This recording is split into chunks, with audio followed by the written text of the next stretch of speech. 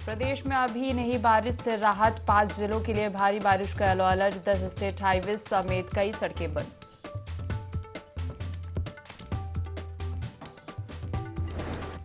राज्य को विशेष सहायता के लिए 951 करोड़ रुपए की मंजूरी, मुख्यमंत्री पुष्कर सिंह धामी ने प्रधानमंत्री का जताया आभार, 48 योजनाओं के लिए मिली सहायता।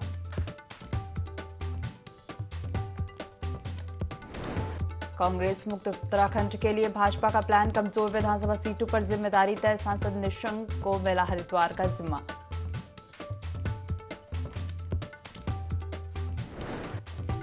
देहरादून में दरिंदगी, महिला की हत्या मामले में खुलासा, आरोपी ने दुष्कर्म के बाद की थी हत्या।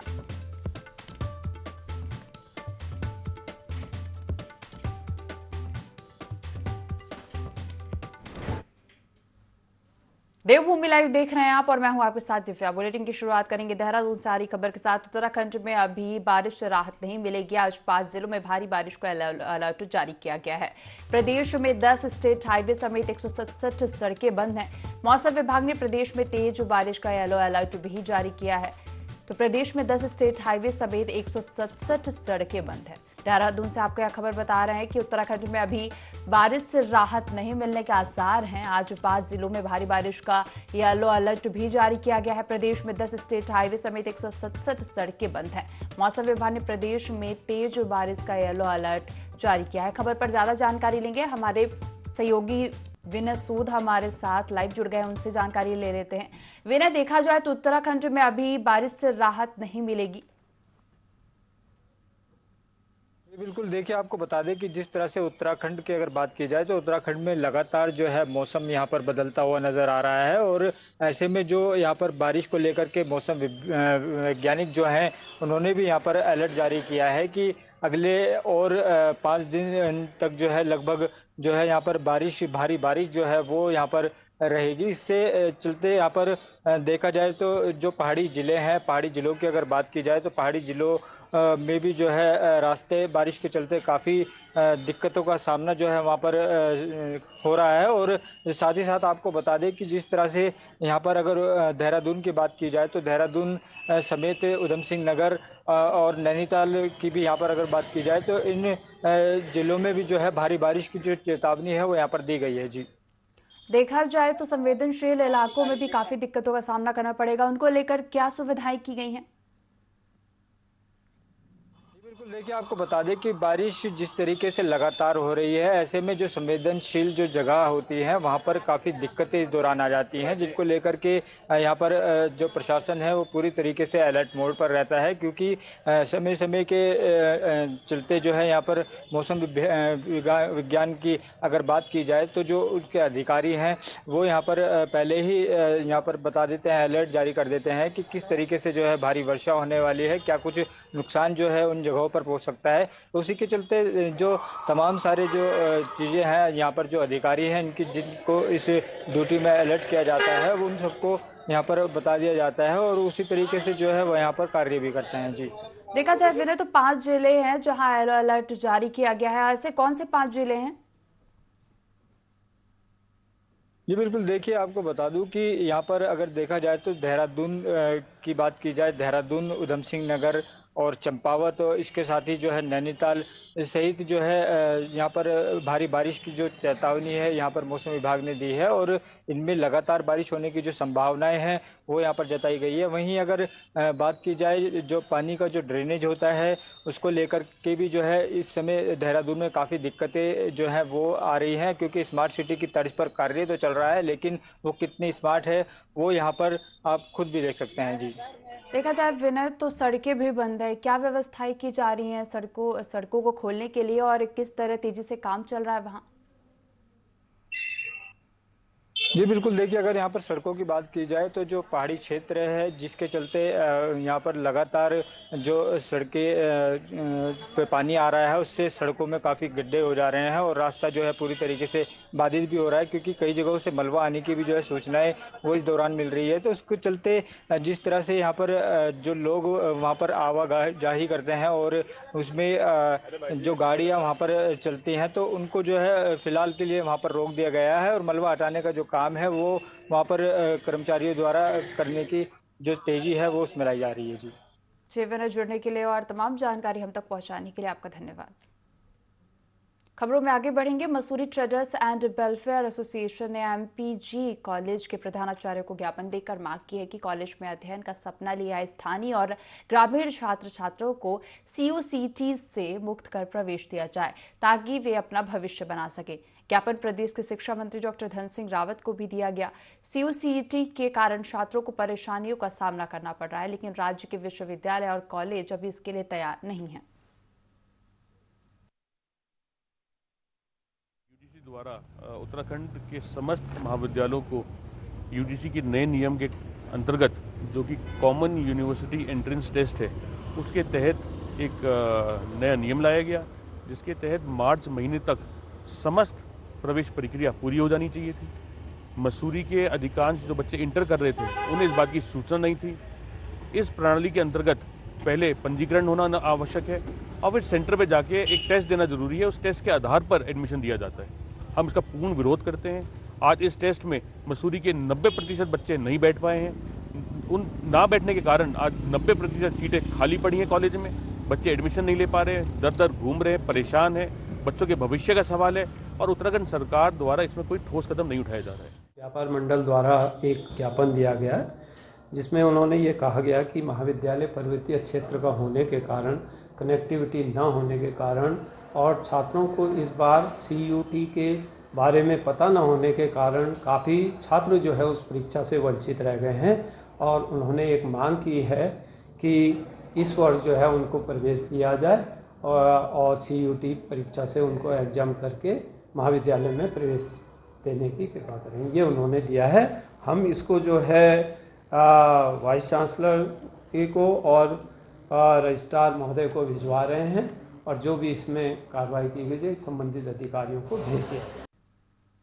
उधम सिंह नगर की खटीमा पुलिस ने चोरी के सामान के साथ एक आरोपी को गिरफ्तार किया है। जब्त किए गए सामान की कीमत करीब 20,00,000 रुपया की गई है। जानकारी के मुताबिक आरोपी कुआखेड़ा में पानी की टंकी का निर्माण सामग्री चोरी कर रहा था। फिलहाल पुलिस ने आगे की कार्रवाई शुरू कर दी है।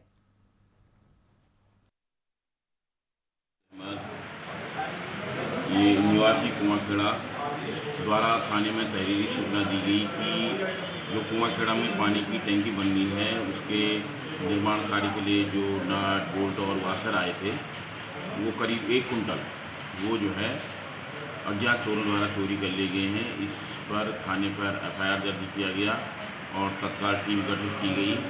तो चोरी गई संपूर्ण प्रॉपर्टी जिसकी कीमत करीब 20,000 रुपये है अभियुक्त पंकज राणा और पुष्पेंद्र सिंह के कब्जे से बरामद हुई है। अभियुक्त गणों को धारा 380, 454, 411 आईपीसी के तहत गिरफ्तार कर जेल भेजा। कुछ वक्त पहले क्लीन दून ग्रीन दून योजना के तहत नगर निगम में शहर के सभी इलाकों से डस्टबिन हटाए थे। नगर निगम का प्लान था कि शहर के सभी डस्टबिन को हटाकर सभी घरों से निगम की गाड़ी कूड़ा इकट्ठा करेगी ताकि शहर का प्रत्येक इलाका कचरा मुक्त हो सके। हालांकि निगम का यह प्लान पूरी तरह सफल नहीं हो पाया है। निगम ने कुछ क्षेत्रों में तो डस्टबिन वापस से लगा दिए, लेकिन कुछ क्षेत्रों की ओर निगम का ध्यान नहीं गया। मेयर सुनील उनियाल गामा का कहना है कि निगम इस पर विचार कर रहा है। को हमने डस्टबिन फ्री करने के लिए हमने शहर में एक योजना बनाई थी कि हम शहर भर से सारे डस्टबिन हटाएंगे। लेकिन अभी हमने देखा है कि जहाँ जहाँ से हम डस्टबिन हटा रहे हैं वहाँ थोड़ी दिक्कतें आ रही है, इसलिए हमने अभी कुछ डस्टबिन हटाई है। अभी आगे हटाने की कोई हमारी ऐसी कोई प्रोग्राम नहीं है, ऐसी कोई योजना नहीं है। लेकिन जब वो जितने डस्टबिन हटाए थे वो जिस दिन प्रयोग सफल होगा उसके बाद हम उसमें आगे बढ़ेंगे। चंपावत में पुलिस मादक पदार्थों की तस्करी के खिलाफ जिले में ऑपरेशन क्रैकडाउन चला रही है और इसी के तहत पुलिस नशा तस्करों के खिलाफ ताबड़तोड़ कार्रवाई कर रही है। पुलिस ने 930 ग्राम चरस के साथ हरियाणा के 2 चरस तस्कर को भी गिरफ्तार किया है। एसओ पार्टी देवनाथ गोस्वामी ने बताया कि पुलिस टीम ढोली गांव तिराहे पर चेकिंग कर रही थी, तभी देवी धुरा क्षेत्र की ओर से आते हुए 2 संदिग्ध व्यक्तियों पर शक होने पर पुलिस ने उनके बैग की तलाशी ली। तलाशी के दौरान 930 ग्राम अवैध चरस बरामद की गई। चंपावत में नशे के विरुद्ध जो अभियान चल रहा है उसमें आज एक अच्छी सफलता मिली है, जिसमें दो चरस तस्करों को पाटी थाने के द्वारा गिरफ्तार किया गया, जिनके कब्जे से लगभग 900 ग्राम से कुछ अधिक चरस बरामद की गई है। इसके अलावा 4 अलग अलग अभियुक्त स्मैक के साथ गिरफ्तार हुए, जिनमें लोहाघाट और बनबसा के दोनों शामिल है, जिनके कब्जे से हमने लगभग 14 ग्राम से भी अधिक स्मैक बरामद की है। इस तरह ये नशे के खिलाफ हमारा अभियान लगातार जारी है और भविष्य में भी जारी रहेगा। मैं आम जनता से भी अनुरोध करूंगा कि अगर कोई नशे का सौदागर आपके नज़र में है तो आप हमें, पुलिस को संपर्क करके सूचना दें और उनका नाम भी हम गोपनीय रखेंगे तथा इनके खिलाफ कठोर से कठोर कार्रवाई भी करेंगे। हरिद्वार के पनियाला गांव में राजकीय प्राथमिक विद्यालय संख्या 2 में एक सनसनीखेज मामला सामने आया है, जहां पर विद्यालय के प्रधानाचार्य ने कई तरह की अनियमितताएं कर दी। बताया जा रहा है कि प्रिंसिपल ने विद्यालय परिसर में ही बना एक कमरा किसी अन्य व्यक्ति को किराए पर दे दिया है। साथ ही बीते दिनों स्कूल में शादी समारोह हुआ था, जिसकी अनुमति खुद प्रिंसिपल ने ही दी थी। खंड शिक्षा अधिकारी ने दोषियों के खिलाफ कार्रवाई की बात कही है।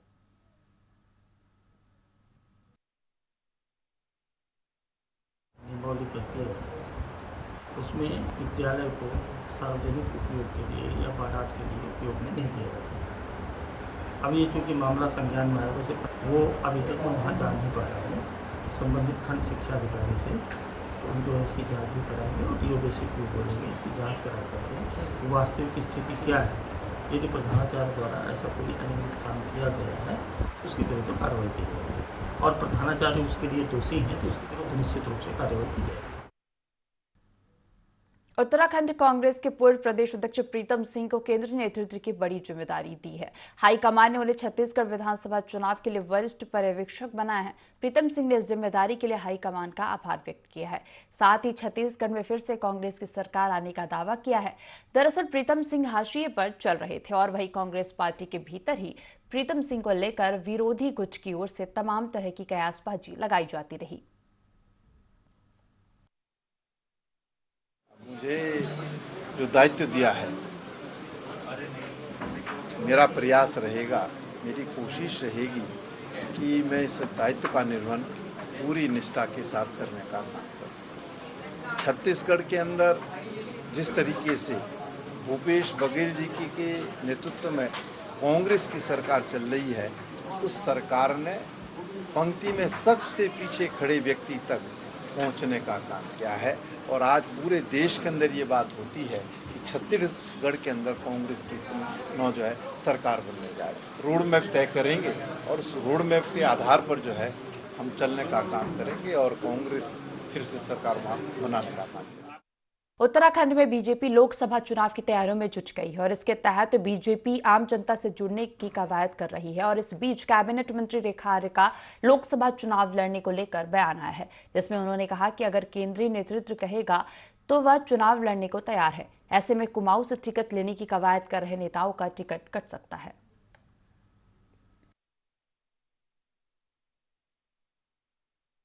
मेरा संगठन मुझ पर विश्वास दिखाता है कि भविष्य में मुझे जिस किसी भी दायित्व के लिए बहुत उचित समझते हैं, मैं पार्टी को आगे बढ़ाने से लेकर अपने दायित्व का निर्वहन करने से लेकर मैं तत्पर हूँ।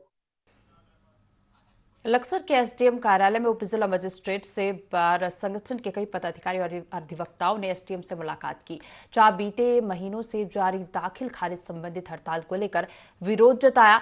हड़ताल की वजह से 7,000 दाखिल खारिज की फाइलें लंबित पड़ी हैं, जिससे क्षेत्रवासियों को भारी परेशानियों का सामना करना पड़ रहा है। उन्होंने कहा कि सरकार और राज्यपाल की रोक के बावजूद हड़ताल चल रही है। जल्द दाखिल खारिज प्रक्रिया शुरू नहीं की गई तो वे तहसील में तालाबंदी और धरना प्रदर्शन करेंगे। वहीं संबंधित अधिकारी से जल्द समस्या समाधान का आश्वासन भी मिला। की फाइलें हैं वो पेंडिंग थी, उनकी 7,000 के लगभग हो गई है। ऊपर से आरके ने हड़ताल कर रखी है 1.5-2 महीने से। हड़ताल इनकी जुगी तू जारी है और हमारी पेंडेंसी दाखिल खारिज की 7,000 के लगभग हो गई है। और हमारे जो क्लाइंट है उन्होंने हमारे कपड़े फाड़ने शुरू कर दिए हैं, इसलिए हमने आज इन्हें अल्टीमेटम दे दिया है, या तो दाखिल खारिज 2-4 दिन में शुरू करवाए और नहीं तो हम भी यहाँ दरी बिछा के बैठ जाएंगे और बैनामे बंद कर देंगे। बिल्कुल रजिस्ट्री बंद हो जाएगी, तालाबंदी हो जाएगी। बिल्कुल हमें एसडीएम साहब ने और तहसीलदार साहब ने आश्वासन दिलाया है कि हम 2-3 दिन के अंदर दाखिल खारिज की प्रक्रिया शुरू कर देंगे। दाखिल खारिज की प्रक्रिया लगभग 1.5 माह के अंतर्गत कंप्लीट पूरी हो जानी चाहिए। और आरके रजिस्ट्रार कानून को कार्यालय में जो हड़ताल है वो खाली म्यूटेशन के लिए 10 मई से कंटिन्यू है। अब 10 मई को 3 महीने का टाइम होगा। इतने में पेंडेंसी कितनी बड़ी होगी? इसके लिए पब्लिक में बहुत भारी आक्रोश है और हम लोग भी परेशान है, क्योंकि पब्लिक हमें कहती है। अभी हम एसडीएम साहब से मिले थे, तहसीलदार साहब भी मौजूद थे। अभी उन्होंने आश्वासन दिया है, करीब 1 हफ्ते का समय मांगा है हमारे से कि हम इस बीच में इसको हम शुरू करा देंगे। जबकि ऊपर से सरकार की गवर्नमेंट की तरफ से हड़ताल बैन है 6 माह के लिए, उसके बावजूद भी हड़ताल चल रही है। और इस 1 सप्ताह के अंतर्गत यदि ये सुचारू रूप से म्यूटेशन की प्रक्रिया शुरू नहीं करती तो हम लोगों को भी अगला कदम उठाने के लिए बाध्य होना पड़ेगा। कानूनगो के द्वारा म्यूटेशन कार्यों का बहिष्कार किया गया है, ये पूरे प्रदेश में संबोधित किया गया है। इसको लेकर के अधिवक्ताओं के द्वारा नाराजगी व्यक्त की गई है कि म्यूटेशन का कार्य नहीं हो रहा, जिससे जनता में रोष है। इसको लेकर के तहसीलदार को निर्देशित किया गया कि जो उनके पेशकार हैं उनके माध्यम से म्यूटेशन का कार्य प्रारंभ कराएं। और आजकल आपदा का काम चल रहा है, तो अधिवक्ता जो बार एसोसिएशन हमारे पास यहाँ पर आया है उनको भी बता दिया गया कि अगले सोमवार से म्यूटेशन की जो कार्रवाई है उसको प्रारंभ। थराली के विकास खंड सभागार में जिलाधिकारी हिमांशु खुराना की अध्यक्षता में तहसील दिवस का आयोजन किया गया। आयोजन में विभिन्न विभागों से जुड़ी कुल 119 शिकायतें प्राप्त हुई, जिनमें से 71 शिकायतों का मौके पर ही निस्तारण किया गया। तहसील दिवस पर मुख्य समस्याएं बदहाल सड़क, बिजली और पानी से जुड़ी हुई मिली। इस दौरान जनप्रतिनिधियों ने थराली मोटर पुल को 2 माह तक बंद किए जाने पर आक्रोश व्यक्त किया, जिस पर जिलाधिकारी चमोली ने लोक निर्माण विभाग को जल्द से जल्द मोटर पुल के मरम्मत का कार्य शुरू करने के निर्देश भी दिए। तहसील हेतु तहसील दिवस का आयोजन किया गया, जिसमें तकरीबन 119 शिकायतें प्राप्त हुई और इसमें से हम 71 का तो हमने मौके पे ही निस्तारण किया और शेष शिकायतों के लिए हमने विभागों को निर्देशित किया है कि वो तत्काल इसकी कार्ययोजना बनाकर जहाँ से भी, चाहे वो जनपद स्तर से है या शासन स्तर से है, उसमें फॉलोअप कर उसके निस्तारण के लिए अपनी तरफ से कार्रवाई करें। लक्सर कोतवाली क्षेत्र के मखियाली खुर्द में एक महिला ने अपने पति पर ट्रिपल तलाक का आरोप लगाया है। महिला ने पुलिस को बताया कि रुड़की के खंजरपुर निवासी तनवीर से उसका निकाह हुआ था, जो जुए का आदी है। उसका पति सोने चांदी के आभूषण और अन्य कीमती सामान तक बेच चुका है। वहीं अब उसके पति ने डाक के जरिए तलाकनामा भेजा और फिर अपने परिजनों के साथ मायके में घुसकर मारपीट करते हुए मौखिक 3 तलाक दे दिया। फिलहाल पुलिस कार्रवाई में जुटी हुई है। आए थे, नोटिस आया था, उसमें मेरा भाई था फिरोज और 2 गवाह थे, मुजम्मिल था उनका नाम, एक गुलशनोवर, जिनके सामने में पढ़ा और उसमें लिखा हुआ था 3 तलाक तलाक तलाक। उसके बाद में 28 तारीख में आए थे, जब घर पे मैं अकेली थी, माँ भी उनके साथ थी, अकेली थी मैं घर पे, तब भी मैं मारपीट के उनके साथ फोड़ भी थे। तनवीर को मैं पहचाना, उसके बाद भी मैं तलाक दे के और मारपीट करके गए। जी आज मैं कोतवाली आई हूँ और उसके खिलाफ कानूनी कार्रवाई होनी चाहिए। तनवीर के खिलाफ जाके आया वहाँ पे और हमें ये नोटिस दे के गया। उसके बाद मेरी बहन ने ये पढ़ा तो उसमें 3 तलाक लिखा हुआ था। तनवीर ने इनको 3 तलाक दिए। उसके बाद फिर वो 28 तारीख में आए। उस टाइम हम घर पे थे नहीं, मेरी बहन अकेली थी। जब मैं घर पे आके देखा तो मेरी बहन रो रही थी। उसने मुझे बताया कि तनवीर और उसके भाई वगैरह आए थे। वे काफ़ी मार दे करके गए और तलाक बोल के गए काफ़ी। मणिपुर की घटना पर लोगों का रोष देखने को मिल रहा है और इसी के तहत उत्तराखंड के राष्ट्रीय हिंदू संघ के नेतृत्व में उत्तरकाशी के महिला मोर्चा ने इस घटना को लेकर जिलाधिकारी के माध्यम से राष्ट्रपति को ज्ञापन सौंपा। और इस दौरान महिला मोर्चा के अध्यक्ष सीमा गोड़ ने बताया कि मणिपुर में जो घटना हुई है वह मानवता के नाम पर कलंक है और दोषियों को फांसी की सजा होनी चाहिए। कि आप सभी लोगों को विदित है कि आजकल जो है हमारे मणिपुर में जो है हिंसा की जो घटना चल रही है, उन्होंने जो है वहाँ पे महिलाओं के साथ दुर्व्यवहार किया है और सभी को परेशान करने पे लगे हैं। तो आज हम जो है यहाँ पे अपने जिला अधिकारी महोदय के माध्यम से महामुहिम राष्ट्रपति जी को हमने एक ज्ञापन सौंपा है और जिसमें कि हमारी मांग ये रही है कि आरोपियों को जल्द से जल्द कड़ी से कड़ी सजा हो और अगर ऐसा नहीं होता है तो राष्ट्रीय हिंदू संघ देश प्रदेश में जो है अनिश्चितकालीन धरना प्रदर्शन पर बाध्य रहेगी। मसूरी नगर पालिका परिषद IDH बिल्डिंग के पास कूड़ा डंपिंग जोन में MRF सेंटर और बायोमीथेन प्लांट लगाने की प्रक्रिया जल्द शुरू करेगा। बता दें कि मसूरी में कूड़ा निस्तारण बड़ी समस्या बनती जा रही थी, जिसको लेकर नगर पालिका ने ये योजना बनाई है। प्लांट लगने के बाद कूड़े की समस्या से निजात मिल जाएगी। IDH में आने वाला हमारा प्रतिदिन नगर पालिका का जो कूड़ा है वो डेली हमारे यहाँ से 10 से 15 टन हम कंपनी द्वारा ले आया जा रहा है, उसका निस्तारण किया जा रहा है। आगामी हमारे यहाँ पे MRF सेंटर तैयार होने की कगार पे है और इस समय हमारा टीन सेट वाला काम हो चुका है। इस महीने मशीनरी हमारी फिट हो जाएगी। इसके साथ साथ बायोमीथेन का प्लांट भी हमारा तैयार होने की कगार पे है। सीएम पुष्कर सिंह धामी के निर्देश पर नशा मुक्ति अभियान चलाया जा रहा है। मादक पदार्थों की तस्करी के खिलाफ अभियान चलाया जा रहा है। पुलिस ने इस अभियान के लिए अलग अलग टीमें बनाई और इस अभियान के तहत 3 स्मैक तस्करों को पुलिस ने गिरफ्तार किया है। तीनों आरोपियों को न्यायालय में पेश किया जा रहा है। तस्करी में शामिल स्कूटी को सीज कर दिया गया है। वहीं SP चंपावत देवेंद्र पिंचा ने कहा कि नशा तस्करों के खिलाफ पुलिस का अभियान लगातार जारी रहेगा, जिसके लिए सभी थाना प्रभारियों को कड़े दिशा निर्देश दिए गए हैं। में जो नशे के तस्कर हैं इनके विरुद्ध जो है पुलिस द्वारा ऑपरेशन क्रैकडाउन चलाया जा रहा है। इसी ऑपरेशन क्रैकडाउन के अंतर्गत जो है हमारी थाना लोहाघाट की पुलिस टीम द्वारा 3 अभियुक्तगणों को गिरफ्तार किया और इनके कब्जे से 11.40 ग्राम स्मैक बरामद हुई है। साथ ही जो स्मैक परिवहन में जिन्होंने स्कूटी यूज की थी वो भी हमें मिली है और इन तीनों के विरुद्ध जो है यहाँ पे मुकदमा दर्ज कर आवश्यक वैधानिक कार्रवाई की जा रही है। किसी के पास भी किसी नशा तस्कर के विरुद्ध कोई सूचना हो तो आप गोपनीय रूप से हमें साझा कर सकते हैं। हम आपकी सूचना में त्वरित कार्रवाई करेंगे। खबर फूलों की घाटी से है। सूबे के उच्च हिमालयी क्षेत्र में अपना वास स्थल बनाने वाले छोटे स्तनपायी प्रजाति के हिमालयन पीका का अस्तित्व लगातार मौसम में हो रहे बदलाव के कारण खतरे में है। लेकिन राहत देने वाली बात यह है कि चमोली जिले को लोकपाल भिंजार घाटी में मौजूद विश्व धरोहर फूलों की घाटी राष्ट्रीय पार्क में दुर्लभ पुष्पों की प्रजातियों के साथ इन स्तनधारी हिमालयन पीका प्रजाति की बढ़िया तादाद में मौजूदगी पार्क की जैव विविधता और इकोसिस्टम के लिए शुभ संकेत है। आजकल वैली घूमने आने वाले प्रकृति प्रेमियों को यह आकर्षक स्तनपायी जीव घाटी में कुलांचे भरते हुए खूब आकर्षित कर रहे हैं।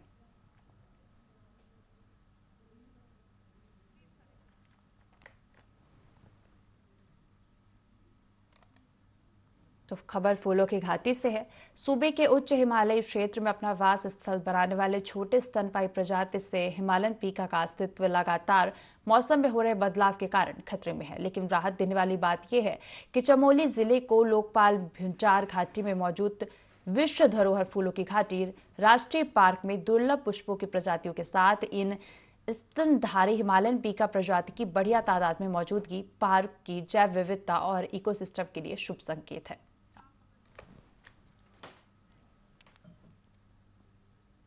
स्वर्गीय कैबिनेट मंत्री चंदन रामदास के निधन के बाद बागेश्वर विधानसभा सीट खाली है, जिस पर जल्द ही उपचुनाव होने वाले हैं, जिसे लेकर बीजेपी संगठन की बैठक में चर्चा हुई। बीजेपी ने मंत्री सौरभ बहुगुणा और रजनीश बिष्ट को जिम्मेदारी सौंपी है कि वह उपचुनाव में भाजपा प्रत्याशियों की जीत सुनिश्चित करें और चुनाव को लेकर पूरी तैयारी करें।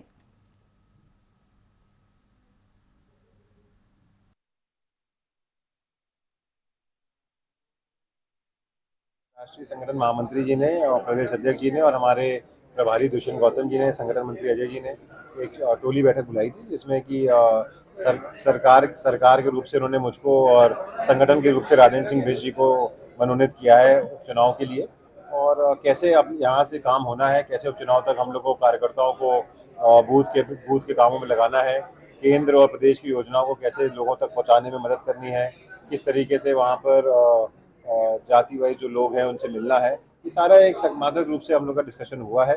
और उम्मीद यही है कि जब चुनाव घोषित होगा तो भारतीय जनता पार्टी का जो भी कैंडिडेट होगा वो भारी मतों से वो चुनाव को जीतेगा, क्योंकि आज के दिन बागेश्वर की जनता का रुझान भारतीय जनता पार्टी के साथ है। और स्वर्गीय चंदन रामदास जी ने जो काम वहाँ पर किए थे, जिस तरीके से लोगों के सुख दुख में वो खड़े हुए थे, आज भी लोग उनको याद करते हैं। और मुझे पूर्ण विश्वास है कि चुनाव में भारतीय जनता पार्टी बहुत अच्छे बहुमत से बागेश्वर का चुनाव जीतेगी।